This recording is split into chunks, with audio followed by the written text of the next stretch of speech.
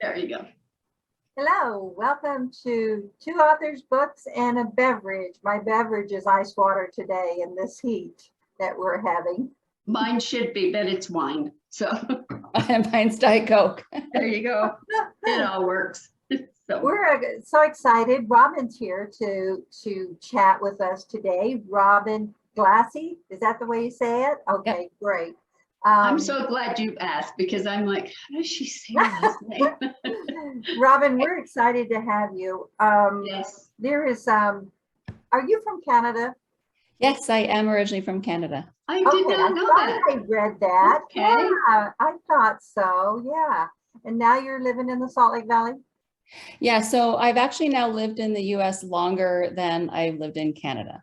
Oh, okay. What part of Canada? Oh, sorry, Judy. Eastern, Great. so just outside of Toronto. Oh, okay. Okay. Interesting. I've never been to Canada. I always wanted to go see it, but maybe one day. Beautiful. Robin is here with us today, people. I'm so glad you joined us and chat with Robin with us. If you have any questions, please don't hesitate to go on our Facebook and ask your questions, and she'll be there to answer them all. Robin is, I understand you like sci-fi, science fiction. Science fiction and fantasy. Yes. And fantasy.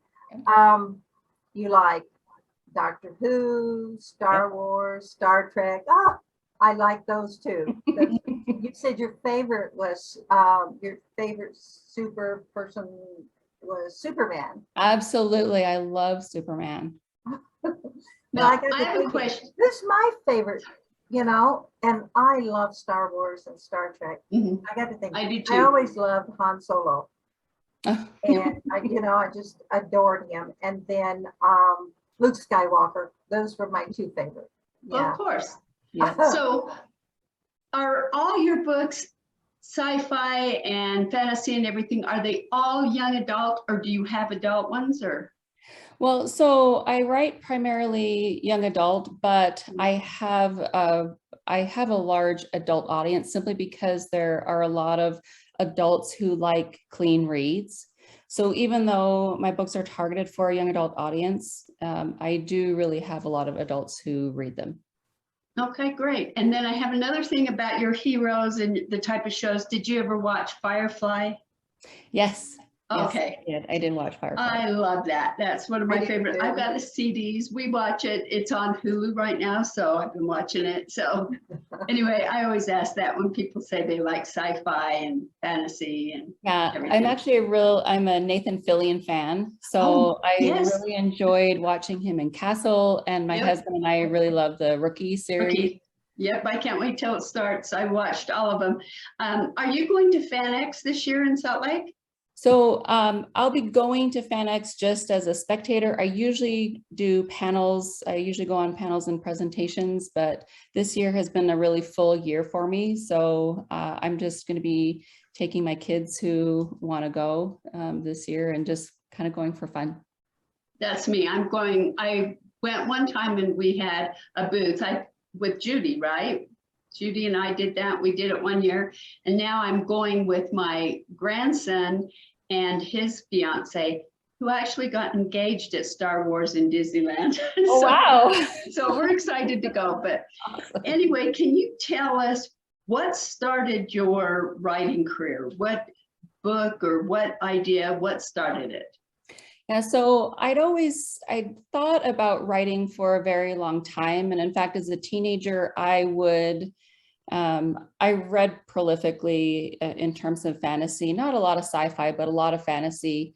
And I would continue the stories in my head. I've always had insomnia, so I would just continue the stories, but I never wrote them down.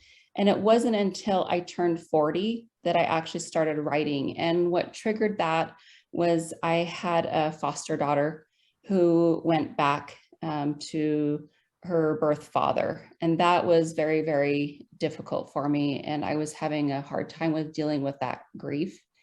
And on one of the days when I was just sitting on the couch and all my sons had gone off to school, and I just was facing another day of emptiness. My husband said to me, you know, Robin, you read a lot of fantasy.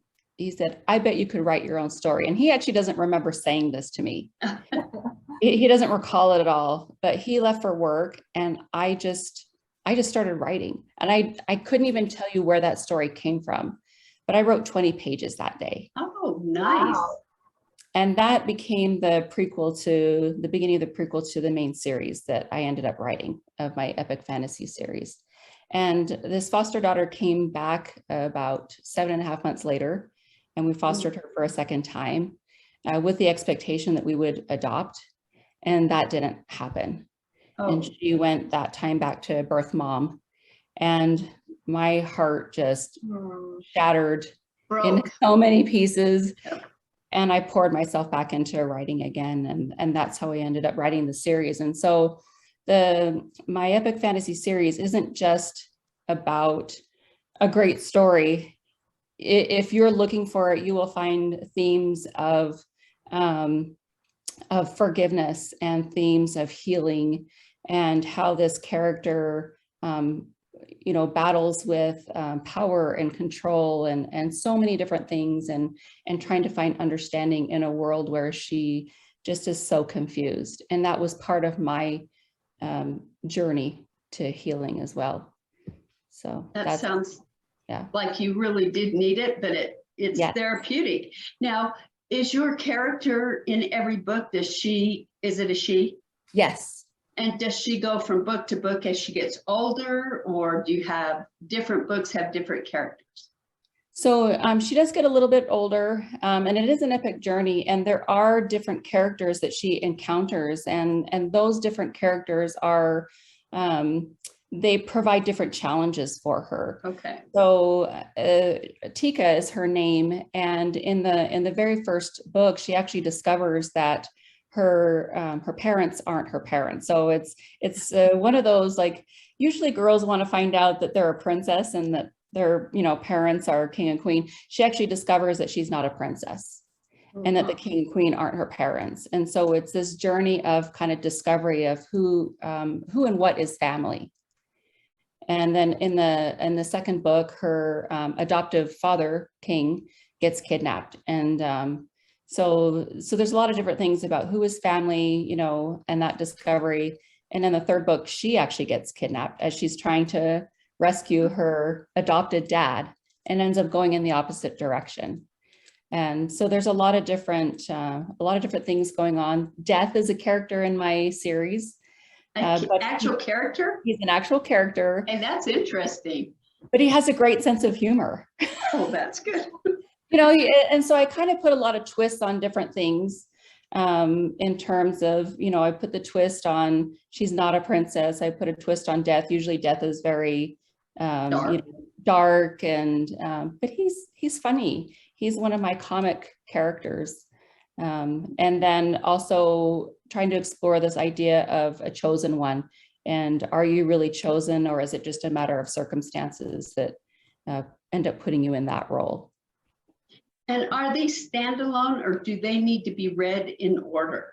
So the prequel to the series doesn't have to be read in order. The prequel is about Tika's parents, and you can totally read that out of order. But then the other 4 books in the series, you would have to read in order. Okay. Yeah. So if someone wants to pick it up, they need to get the first book. Okay. Yeah. So did you have a question, Judy? Yeah, I did. I know you have 4 boys. Yes. And a foster parents as well that you were just talking about. Yeah. When you have time to write. Right. Well, and yeah, so 3 out of my 4 boys we adopted through foster care, and that in and of itself has presented a lot of unique challenges throughout the years, and still does present some challenges. And so my writing time, I do have like a designated writing time, but it still has to be flexible when you're a mom with some special needs kids. So because I have to be prepared for the unexpected. It's like, and it seems kind of weird, but there's nothing more predictable than change, I guess is what it Oh, is. yeah. I agree It's with never you. boring. You're right. But I do, I'll do things like, even if I just have a little bit of time, I might not be able to sit down and write, but I can put down ideas. Or my husband, he's one of the funniest people I know, and he'll say things that are really funny, or he'll twist words around that I find is really funny. So we'll take time at night where we just talk, you know, lights are out, we'll talk, and he'll say something really funny. And my phone is just right there on the bedstand. And so then I'll open up my notes app and I'll start writing. He's like, are you writing down what I'm saying? I'm like, absolutely. Like, that was really funny. And I never know if I'm going to keep it or use it in a story, but I at least have that. Right. So, or if I have to take a kid to a doctor's appointment, even just that, you never know how long you're going to be waiting. Right. That's true.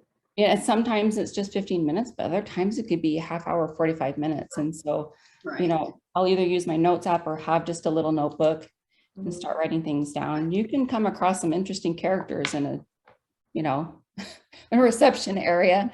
So I'll keep That's notes. true. Yeah. Are you working on something right now?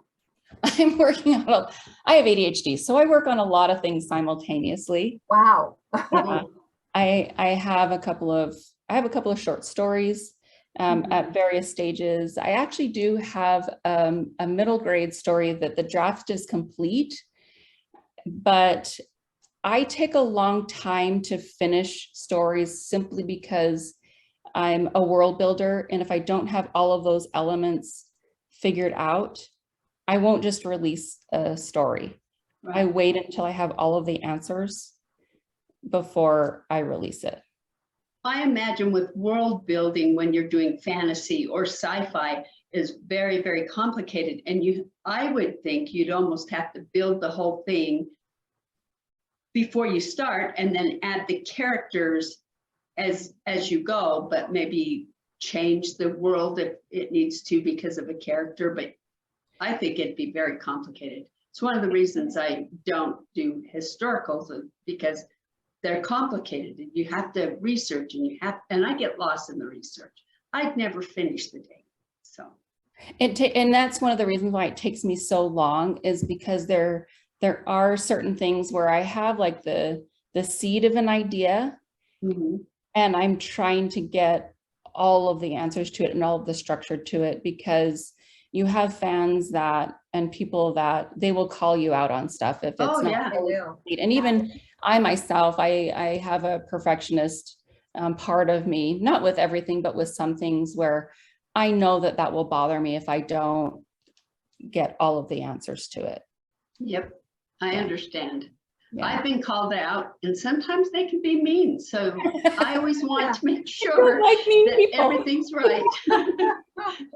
And then I read like a Berkeley or something, like a Sandra Brown or something, and I find mistakes, and I'm like, oh, I'm not the only one. It's true.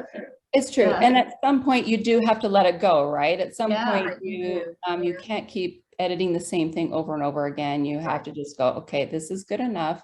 Let it go, and then move on to the next thing. Right, right. Have you edited so much that you found that you've actually made it worse and you've had to go back and fix something? Yes, I have. And it's good to like I will keep like a deleted content file for that very reason, because sometimes sometimes you take the really good things out. Right. And so I will actually review that deleted folder to put things back in. Yep. Yeah.